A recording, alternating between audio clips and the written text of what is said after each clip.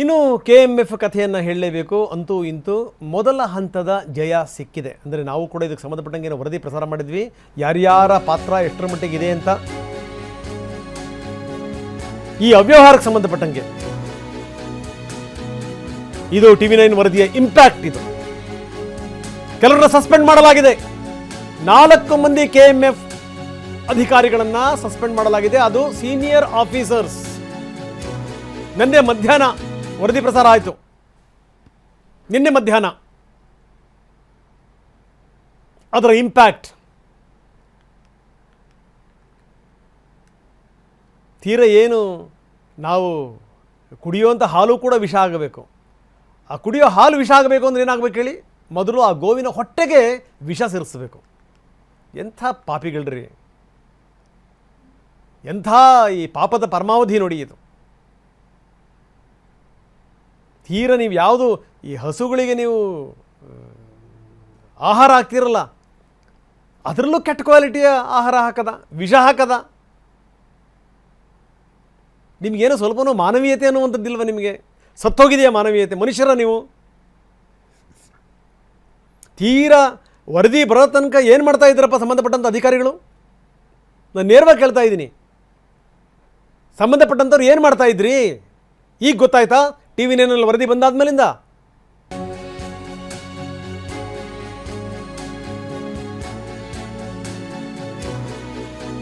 KMF Rajanakunte ಪಶು ಆಹಾರ ಘಟಕ,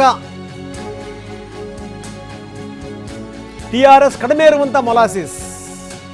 ಹಸುಗಳು ಮೂಸು ನೋಡ್ತಿರ್ಲಿಲ್ಲ ಇದನ್ನು ಹಾಕಿದ್ರೆ. ಪಶು ಆಹಾರ ತಯಾರಿಕೆಗೆ ನೀವು ಯಾವ ಕ್ವಾಲಿಟಿಯ ಮೊಲಾಸಿಸ್ ಬಳಸಬೇಕು ಅನ್ನುವಂಥದ್ದು. ಅದು ಯಾವುದೋ ಕಚಡ ಮೊಲಾಸಿಸ್ ಅಂತಂದ್ರು, ಸುರಿದ್ರು. ಅವನು ಯಾವನೋ ಒಬ್ಬ ಅಧಿಕಾರಿ ಹೇಳ್ತಾನೆ, ಭ್ರಷ್ಟ ಅಧಿಕಾರಿ. ಸಂಬಂಧಪಟ್ಟಂಥ ಅಧಿಕಾರಿಗೆ ಹೇಳ್ತಾರೆ, ಆಕೆಯನ್ನು ಮೆಚ್ಚಬೇಕು, ನಿಜಕ್ಕೂ ಹ್ಯಾಟ್ಸ್ ಆಫ್ ಆಕೆಗೆ. ಸರ್ ಈ ಥರ ಆಗ್ಬಿಟ್ರೆ ನಾಳೆ ನಮ್ಮ ಮೇಲೆ ಬಂದರೆ ಗತಿ ಏನು ಸರ್, ಹಂಗೆಲ್ಲ ಮಾಡಬಾರ್ದು ಅಂತ ಹೇಳಿ ಅಂತ. ನೋಡಿ, ಆ ವೇದಾವತಿಯವ್ರನ್ನ ಮೆಚ್ಚಬೇಕು ಖಂಡಿತವಾಗ್ಲೂ. ಅವ್ರು ಹೇಳ್ತಾರೆ, ಸರ್ ಹಿಂಗಾಗ್ಬಿಟ್ರೆ ಹೆಂಗೆ ಸರ್, ಇಲ್ಲ ಇದು ತಪ್ಪಾಗತ್ತಿದು ಅಂತ. ಈ ಜಯಕುಮಾರ್ ಹೇಳ್ತಾನೆ, ಅಯ್ಯೋ ನಾನಿಲ್ಲ ನಮ್ಮ ಇಲ್ಲಿ, ಅದಕ್ಕೇನಂತೆ ಹಾಕಿ ಯೋಚನೆ ಮಾಡಬೇಡಿ. ಎಂಥ ನಾಚಿಕೆಗೆಟ್ಟ ಅಧಿಕಾರಿಗಳಿರಬೇಕು ಯೋಚನೆ ಮಾಡಿ ನೀವು. ಇವರೆಲ್ಲ ನೀವೆಲ್ಲ ಡೈರೆಕ್ಟ್ ನರಕ ನೀವು ತಿಳ್ಕೊಂಬಿಡಿ.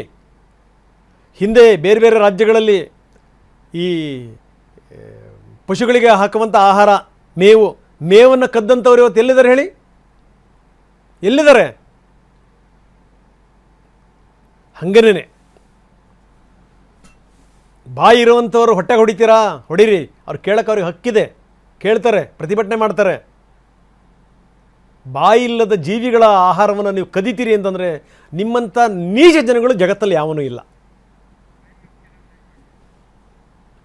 ಬನ್ನಿ, ನಮ್ಮ ಪ್ರತಿನಿಧಿ ಕಿರಣ್ ನಮ್ಮೊಂದಿಗೆ ಈಗ ನೇರ ಸಂಪರ್ಕದಲ್ಲಿದ್ದಾರೆ. ಕಿರಣ್, ನೋಡ್ತಾ ಇದ್ದೀವಿ ನಾವು, ನಿನ್ನೆ ಇದಕ್ಕೆ ಸಂಬಂಧಪಟ್ಟಂಗೆ ವರದಿ ಪ್ರಸಾರ ಮಾಡಿದ್ವಿ. ಕಿರಣ್, ಅದರ ಮುಂದುವರೆದ ಭಾಗ ಬಹುಶಃ ನಿಮಗೆ ಜ್ಞಾಪಕ ಇರಬೇಕು. ನನಗೆ ಆ ಸಿನಿಮಾ ಹೆಸರು ಮರೆತೋಗಿದೆ, ಅನಂತನಾಗ್ ಅವರ ಸಿನಿಮಾ. ಆ ಸಿನಿಮಾದಲ್ಲಿ ಏನು ಅಂತಂದರೆ, ಅವನು ಹಳ್ಳಿಗೆ ಬಂದು ನಿಮಗೆಲ್ಲ ಹಸು ಕೊಡಿಸ್ತೀನಿ ಅಂಥೇಳಿ ಎಲ್ರಿಗೂ ಟೋಪಿ ಹಾಕ್ತಾರೆ. ಅನಂತನಾಗ್ ಭಾಳ ಅದ್ಭುತವಾಗಿ ಮಾಡ್ಯಾರ ಪಾತ್ರನ. ಅದರಲ್ಲಿ ಎಲ್ಲ ಪಾಪ ಸಾಲ ಸೋಲ ಮಾಡ್ಕೊಂಡು ಬಂದು ದುಡ್ಡು ಎತ್ತಿ ತಂದು ಕೊಡ್ತಾರೆ. ಅದು ಭಾಳ ಬ್ಯೂಟಿಫುಲ್ ಆಗಿದೆ ಸೀನು. ಈ ಅನಂತನಾಗ್ ಈ ಬಸ್ಸಿನ ಕಿಟಕಿ ಪಕ್ಕದಲ್ಲಿ ಕೂತ್ಕೊಂಡಿರ್ತಾರೆ. ಆವಾಗ ಕರಿಬಸವಯ್ಯ ದುಡ್ಡು ಹಿಡ್ಕೊಂಡು ಎದ್ನೋ ಬಿದ್ನೋ ಅಂತ ಓಡಿ ಬರ್ತಾರೆ. ಓಡಿ ಬಂದಾಗ ಅದನ್ನು ನೋಡಿ ಇವ್ರು ಮಾಡ್ತಿರೋದೇ ತಪ್ಪು. ಅವ್ರಿಗೆ ಅನ್ಸ್ಬಿಡ್ತಾರೆ, ಹೊಟ್ಟೆ ಉರಿಯುತ್ತೆ. ಅಲ್ಲ, ನೀನು ಇಷ್ಟೊಂದು ಕಷ್ಟಪಟ್ಟು ತೊಗೊಂಬಂದು ದುಡ್ಡು ಕೊಡ್ತಾ ಇದೆಯಲ್ಲ, ನಾನು ನಿನಗೆ ಹಸು ಕೊಡ್ತೀನಿ ಅನ್ನುವಂಥ ನಂಬಿಕೆ ಇದೆಯಾ ಅಂತ ಕೇಳ್ತಾರೆ ಅನಂತನಾಗು. ಆವಾಗ ಕರಿಬಸವಯ್ಯ ಭಾಳ ಚೆನ್ನಾಗಿ ಹೇಳ್ತಾರೆ, ಬುದ್ಧಿ ಈ ಹಸಿನ ದುಡ್ಡು ತಿಂದು ಅರಸ್ಕೊಳಕ್ಕೆ ಆಯ್ತದ ಬುದ್ಧಿ ಅಂತ. ಹಸುವಿನ ದುಡ್ಡನ್ನು ತಿಂದು ಏನಾದರೂ ಅರಗಿಸ್ಕೊಳಕ್ಕಾಗತ್ತಾ ನಿಮಗೆ ಅಂತ. ನೋಡಿ, ನಮ್ಮಲ್ಲಿ ಎಂತೆಂಥ ನೀಚರಿದ್ದಾರೆ ಕಿರಣ್ ಸುತ್ತಮುತ್ತ. ನಮ್ಮಲ್ಲಿ ಹೆಂಗುತ್ತಾ ಪಶು ಆಹಾರ ಅದಕ್ಕೆ ವಿಷ ಬೆರೆಸಿ ಹಾಕಿ ಅರಗಿಸ್ಕೊಳ್ಳುವಂಥ ಮಹಾನುಭಾವರು. ನಿನ್ನೆ ನಾವು ವರದಿ ಪ್ರಸಾರ ಮಾಡಿದ್ವಿ, ಅದರ ಬಿಗ್ ಇಂಪ್ಯಾಕ್ಟ್ ಇದು. ಏನಂತೀರಿ?